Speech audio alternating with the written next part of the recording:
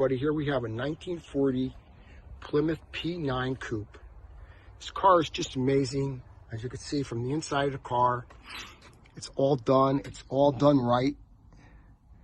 This car is 80 years old. You have to remember that now. And it runs like a dream. Seats are all nice. The dash is nice. I'm going to start it right now. And we'll get it going.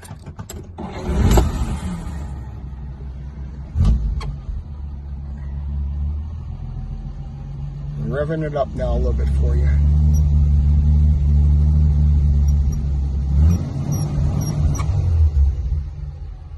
You can tell all the gauges are working. There's the radio. And I have a serious component for it, but I don't know. I think I may keep that. But the radio, all you have to do is plug it in, and the Sirius will work on this radio. The glass is all good, all around. The handles are good. The door panels are fantastic, as you can